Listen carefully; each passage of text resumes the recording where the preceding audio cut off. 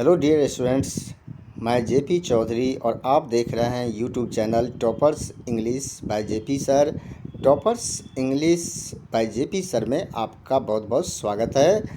Dear students, जैसा कि आप जानते हैं कि central board of secondary education यानी कि सीबीएसई ने पहले ही सूचित कर दिया है कि जो अपकमिंग टर्म 1 एग्जामिनेशन है क्लास 12 के लिए, उसमें राइटिंग सेक्शन से भी मल्टीपल चॉइस क्वेश्चन पूछे जाएंगे।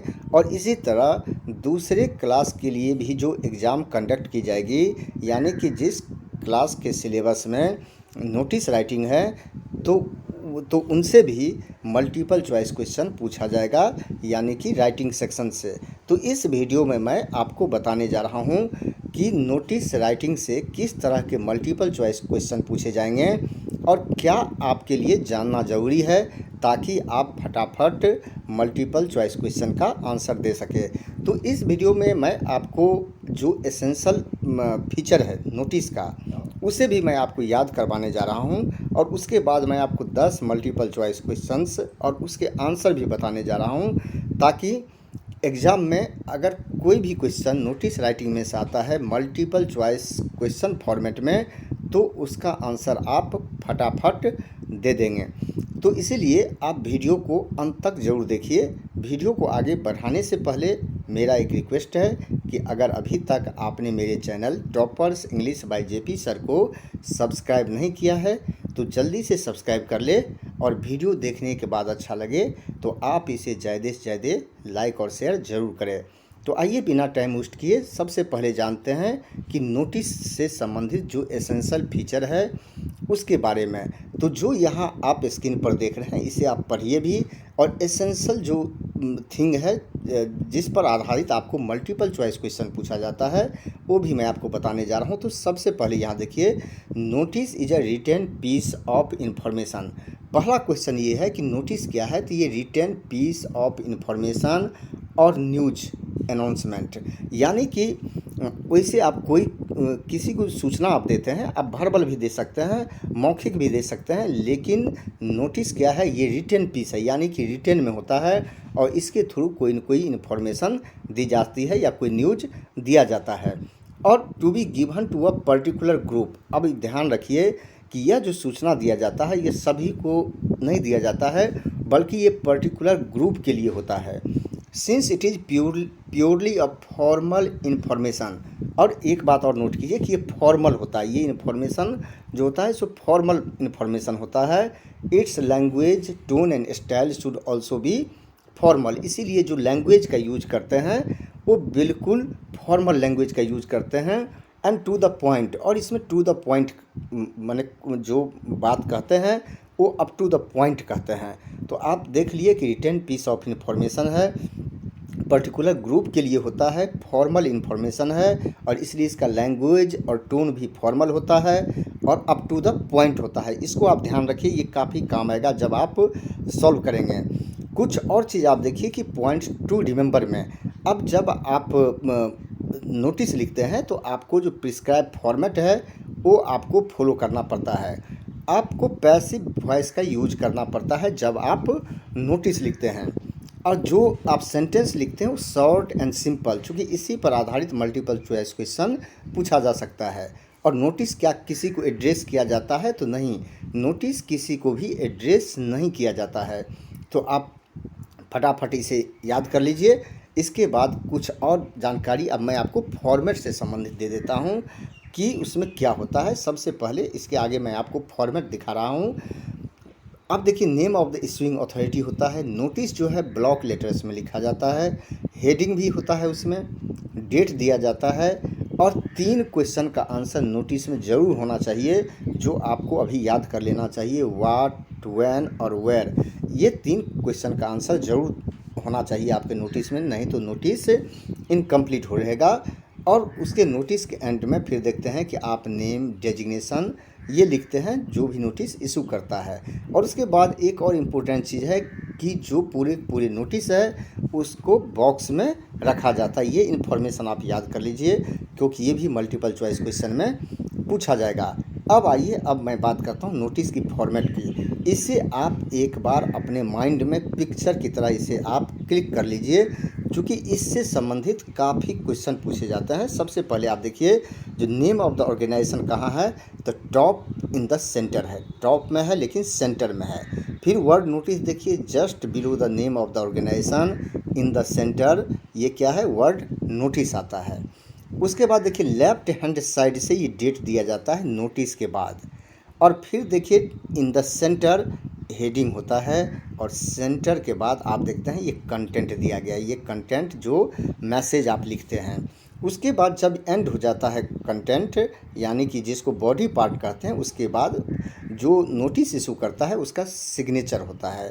उसके बाद ये कॉलम आप नेम का देख रहे हैं, और फिर उसके बाद आप डेजिग्नेशन का देख रहे हैं। कई बार आपको इसी को मल्टीपल चॉइस क्वेश्चन के फॉर्म में पूछ दिया जाएगा, यानी कि ब्लैंक फॉर्मेट दे दिया जाएगा और कहेगा कि किस पार्ट में क्या लिखा जाता है। तो आप इसको ध्यान से इसको देखकर एक बार अपने माइंड में बिठा लीजिए, ताकि अगर कोई भी क्वेश्चन फॉर्मेट से संबंधित पूछा जाता है तो आप फटाफट आंसर दे देंगे। तो दोस्तों ये 10 मल्टीपल चॉइस क्वेश्चंस और उसके आंसर हैं। तो फर्स्ट क्वेश्चन आप देख रहे हैं स्क्रीन पर कि language of notice should be, यानी कि जो नोटिस है उसका लैंग्वेज कैसा होना चाहिए, informal, simple and formal, tricky, very informal. तो दोस्तों इसका सही आंसर है कि सिंपल और फॉर्मल होना चाहिए, और इसके बाद सिंपल और फॉर्मल होना चाहिए, जैसा कि आपको पहले भी बताया गया है। अब दूसरा क्वेश्चन है कि नोटिस इज ऑलवेज इनक्लोज्ड इन, यानी कि जो नोटिस जो होता है तो हमेशा उसको किस में इनक्लोज किया जाता है, यानी उसको बंद किया जाता है। तो पहला है, ये देख रहे हैं कि ब्रैकेट, बी है बॉक्स, सी है पेपर, और डी है नन। तो नोटिस को किस में इनक्लोज किया जाता है, तो इसका सही आंसर है बी, यानी कि नोटिस को हमेशा बॉक्स में इनक्लोज किया जाता है, बॉक्स में लिखा जाता है। अब क्वेश्चन नंबर 3 देखिए, which of the following is not a part of the notice issued for found object, यानी कि कोई भी अगर फाउंड ऑब्जेक्ट कोई सामान मिला है और इसकी सूचना अगर देना चाहता है, इसके लिए नोटिस लिखता है, तो ये 4 में से क्या मेंशन करना ज़रूरी नहीं है। जैसे कि place of the object found, यानी कि जिस जगह पर सामान मिला है, name of the object found, यानी कि जो सामान मिला है उसका नाम मेंशन करना, या फिर कॉन्टैक्ट पर्सन्स डिटेल्स, यानी कि किसको कॉन्टैक्ट किया जाए उसका डिटेल देना, identification marks of the object found, यानी कि जो सामान मिला है उसका आइडेंटिफिकेशन मार्क्स क्या है। इन चारों में से कौन सा मेंशन करना ज़रूरी नहीं है। तो दोस्तों आप समझ सकते हैं कि प्लेस मेंशन करना ज़रूरी होगा, नेम भी ज़रूरी होगा, और किसको कांटेक्ट किया जाएगा सामान लेने के लिए, वापस लेने के लिए भी ज़रूरी होगा। जो यहाँ ज़रूरी नहीं दिख रहा है वो है आइडेंटिफिकेशन ऑफ ऑब्जेक्ट फाउंड। इसके बाद चौथा क्वेश्चन है, ये भी ध्यान दीजिएगा, काफ़ी इंपॉर्टेंट है। What is the word limit of notice, यानी कि जो नोटिस है इसके लिए वर्ड लिमिट कितने का होता है, 70-80 वर्ड्स, 1900 वर्ड्स, 50 वर्ड्स, 30 वर्ड्स। तो दोस्तों ये क्लियर है कि ये नोटिस जो होता है ये 50 वर्ड्स में आपको लिखना पड़ता है, ये भी आपको ध्यान रखना चाहिए। Question number 5, where is the designation of the issuing authority written, अभी आपको फॉर्मेट मैंने दिखाया था। तो जो डेजिग्नेशन होता है वो कहाँ लिखा जाता है, सिग्नेचर से ऊपर, just below signature of the issuing authority, यानी कि जो इशूइंग अथॉरिटी है उसके सिग्नेचर के जस्ट नीचे, on the top right hand side corner, यानी कि top right hand side corner, यानी कि राइट हैंड साइड कॉर्नर में लिखा जाता है टॉप पर, या नन। तो दोस्तों इसके बारे में आपको पता चल ही गया है होगा कि आंसर है कि just below signature of the issuing authority, वैसे भी नाम जो है सिग्नेचर के जस्ट नीचे लिखा जाता है। इसके बाद क्वेश्चन नंबर 6 है, notice is generally issued for, इसके बारे में भी मैंने डिस्कस किया है, तो आप आंसर पता कर लिए होंगे कि नोटिस किसके लिए इशू किया जाता है, स्पेसिफिक स्टूडेंट, कोई खास स्टूडेंट के लिए, स्पेसिफिक टीचर यानी कि कोई खास टीचर के लिए, पेरेंट्स के लिए, या स्पेसिफिक ग्रुप के लिए। तो अभी आपने देखा था कि स्पेसिफिक ग्रुप के लिए इशू किया जाता है। क्वेश्चन नंबर 7, क्वेश्चन नंबर, और notice must contain dash information. अब ये जो 4 ऑप्शन है इसमें से कौन सा इन्फॉर्मेशन होना ज़रूरी है नोटिस में, मीटिंग का informal information, factual information, non relevant information. तो दोस्तों इसका सही आंसर होगा फैक्चुअल। आप भी जानते हैं कि नोटिस फैक्चुअल होता है, इसीलिए उसमें फैक्चुअल इन्फॉर्मेशन होना चाहिए। इसलिए पहले आपको बताया गया है कि अप टू पॉइंट होना चाहिए।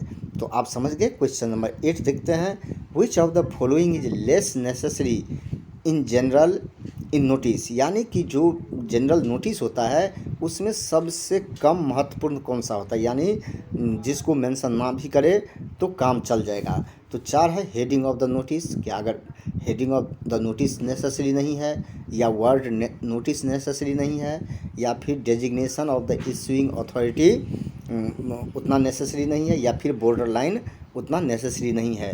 तो दोस्तों आप जानते हैं कि नोटिस जो हेडिंग है वो देना ज़रूरी है, वर्ड नोटिस भी ज़रूरी है, बॉर्डर लाइन होना चाहिए नोटिस में, आपने पहले भी देखा है कि बॉक्स में होना चाहिए। तो यहाँ जो होना चाहिए, जो इशूइंग अथॉरिटी है उसका डेजिग्नेशन इन तीनों की तुलना में उतना ज़्यादा महत्वपूर्ण नहीं है। महत्वपूर्ण तो है, लेकिन ये कंपेयर करें तो सबसे कम महत्वपूर्ण इसमें designation of the issuing authority लग रहा है। अब क्वेश्चन 9 है। The dash of the notice should be very clear, यानी जो नोटिस होता है इसमें सबसे क्या क्लियर होना चाहिए, बिल्कुल स्पष्ट होना चाहिए। पर्पस क्लियर होना चाहिए, डेट क्लियर होना चाहिए, प्लेस क्लियर होना चाहिए, नन। तो इसमें क्या होना चाहिए? तो दोस्तों इसका ऑप्शन आप समझ गए होंगे कि बिल्कुल पर्पस क्लियर होना चाहिए कि नोटिस किस लिए इशू किया गया है। इसलिए आप देखते हैं कि नोटिस जब आप लिखते हैं तो सबसे पहले वही लिखा जाता है कि क्या किया जाएगा और क्या पर्पस है इसका। तो पर्पस बहुत ज़रूरी है। अब आते हैं question number 10। Information about the reward is mentioned.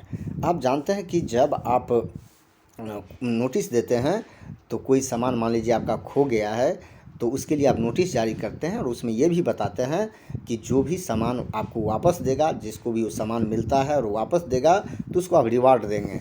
तो अब किस तरह के नोटिस में ये रिवार्ड की बात होती है? Notice for sports trial, notice for meeting, notice for the object lost, notice for the object found.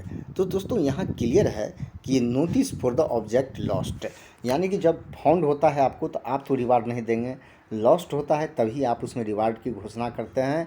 और नोटिस जो मीटिंग का होता है या स्पोर्ट्स ट्रायल का होता है तो उसमें रिवार्ड देने की ज़रूरत नहीं होती है।